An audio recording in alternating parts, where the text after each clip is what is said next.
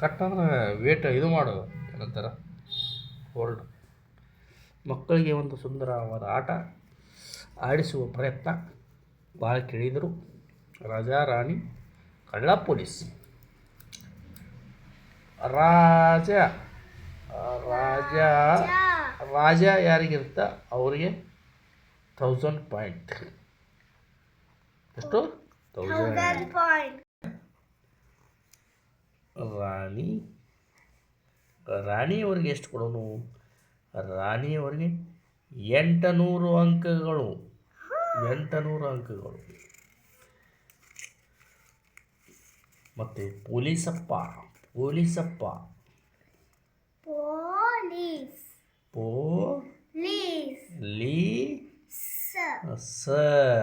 Police ಅವರಿಗೆ 500. ಕಳ್ಳನ ಕಂಡು ಹಿಡಿದ್ರೆ ಅವ್ರಿಗೆ ಎಷ್ಟು ಕೊಡೋದು? 500 ಅಂಕಗಳನ್ನು ಕೊಡಲಾಗುವುದು. ರಶ್ಮಿಕಾ ಅವರೇ, ಪ್ರಣತಿ ಅವರೇ ದಯವಿಟ್ಟು ಕೇಳಿಕೊಳ್ಳಿ. ಕೊನೆಗೆ ಬರುವವರು ಯಾರು ಗೊತ್ತಾ? ಕಳ್ಳನವಾಗ ಯಾರು? ಕಳ್ಳತನ ಯಾವತ್ತೂ ಮಾಡಬಾರದು. ಜೀವನದಲ್ಲಿ ಕಳ್ಳತನ ಮಾಡಲೇಬಾರದು. ಅವನಿಗೆ ಎಷ್ಟು ಅಂಕ? ಕೇವಲ 0. ಈ ಥರ ಮಡಚ್ಕೊಂಡು ಎಲ್ಲ 4 ಪೇಪರ್ಗಳನ್ನು ಮಡಚ್ಕೋಬೇಕು. ಮಡಚ್ಕೊಂಡ್ಮೇಲೆ ಮಕ್ಕಳಿಗೆ ಇಂಟ್ರೆಸ್ಟ್ ಬರೋ ಥರ ಆಡಬೇಕು. ಇದು ಹಳೆ ಕಾಲದಲ್ಲಿ ಆಡ್ತಿದ್ರು, ಇವಾಗ ಎಲ್ಲರೂ ಮರೆತುಬಿಟ್ಟಿದ್ದಾರೆ. ಇವಾಗ ಆಟ ಶುರು ಮಾಡೋಣ. ಪ್ರಣತಿ ಇಲ್ಲಿ ಆಟದಲ್ಲಿರುವ ವ್ಯಕ್ತಿಗಳು ಯಾರ್ಯಾರು ಅಂದ್ರೆ ರಾಜ, ಪದ್ಮಿನಿ, ಪ್ರಣತಿ, ರಶ್ಮಿಕಾ. ಈ ಪ್ರಣತಿ ರಶ್ಮಿಕಾ ಇಬ್ಬರು ಇದ್ದಾರಲ್ಲ, ಭಾಳ ಕಿಲಾಡಿ ಹೆಣ್ಣು ಮಕ್ಕಳು. ಹಾಗಾಗಿ ಇವ್ರನ್ನ ನಾವಿಬ್ಬರು ಗೆಲ್ಲಬೇಕು. ಇವಾಗ ನೋಡೋಣ, ಆಡೋಣ, ಸ್ಟಾರ್ಟ್ ಮಾಡೋಣ. ನಾ ತೋರ್ತೀನಿ ನೋಡ್ರಿ. ಈಗ ತೋರ್ತೀನಿ. ತಗೋರಿ ಒಂದೊಂದು. ಮೊದಲನೇ ಸುತ್ತು ಮುಗಿದ ನಂತರ ಅಂಕಗಳು ಈ ರೀತಿಯಾಗಿದ್ವಿ. ರಾಜೆಯವರು 500, ಯಾಕಂದರೆ ಪೊಲೀಸ್ ಆಗಿದ್ದರು ಅವರು. ಪದ್ಮಿನಿಯವರು ಕಳ್ಳರಾಗಿದ್ದರು, ಅವ್ರನ್ನ ರಾಜ ಅಂದರೆ ಪೊಲೀಸರು ಕಂಡು ಹಿಡಿದ್ರು. ಇದರಲ್ಲಿ ಪ್ರಣತಿಯವರು ರಾಜ 1000 ಅಂಕಗಳು. ರಶ್ಮಿಕಾ ಅವರು ರಾಣಿಯಾಗಿದ್ದರು, ಹಾಗಾಗಿ ಅವರಿಗೆ 800 ಅಂಕಗಳು. ಮೊದಲನೇ ಸುತ್ತಿನ ನಂತರ ಅಂಕಗಳ ಪಟ್ಟಿ ಹೀಗಿದೆ. 5 ರೌಂಡ್ಗಳು ಇದೇ ಥರ ಮುಂದುವರಿಯುವುದು. 3 ಸುತ್ತುಗಳ ನಂತರ ನಮ್ಮ ಅಂಕಗಳು ಈ ರೀತಿಯಾಗಿವೆ.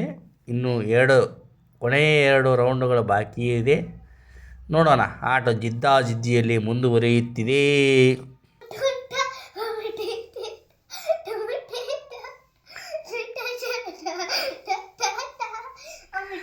ಜಿದ್ದಾಜಿದ್ದಿಯಲ್ಲಿ ನಡೆದ 4ನೆಯ ಸುತ್ತು, ಇವಾಗ ಕೊನೆಯ ಸುತ್ತು, ಫೈನಲ್ ಸುತ್ತು ಬಿರುಸಿನಿಂದ ನಡೆಯುತ್ತಿದೆ.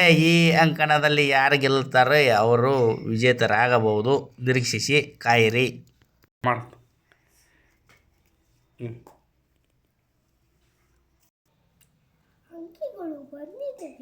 ವಿಜೇತರ ಘೋಷಿಸುವ ಸಮಯ. ಅಂಕಗಳ ಕೂಡಿಸೋಣ.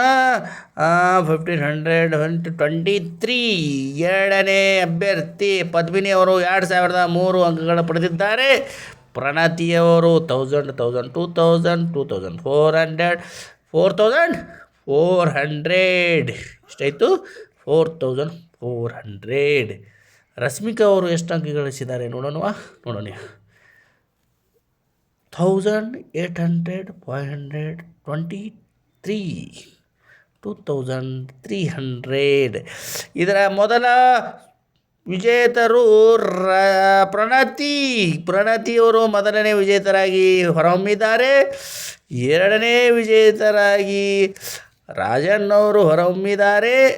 ಮೂರನೆಯ ಸ್ಥಾನಕ್ಕಾಗಿ ತೀವ್ರ ಪೈಪೋಟಿಯಲ್ಲಿ ಕೊನೆಯ ಮಗಳು ಪದ್ಮಿನಿ ರಶ್ಮಿಕಾ ಅವರು 3ನೇ ಸ್ಥಾನಕ್ಕೆ ತೃಪ್ತಿಪಟ್ಟಿದ್ದಾರೆ. ಹಾಗಾಗಿ ನಮ್ಮ ಮನೆಯಲ್ಲಿ ಯಾರೂ 4ನೇ ಸ್ಥಾನ ಇಲ್ಲ. ಆಟದ ಕಥೆಯ ಮುಗಿಯಿತು. ಧನ್ಯವಾದಗಳು.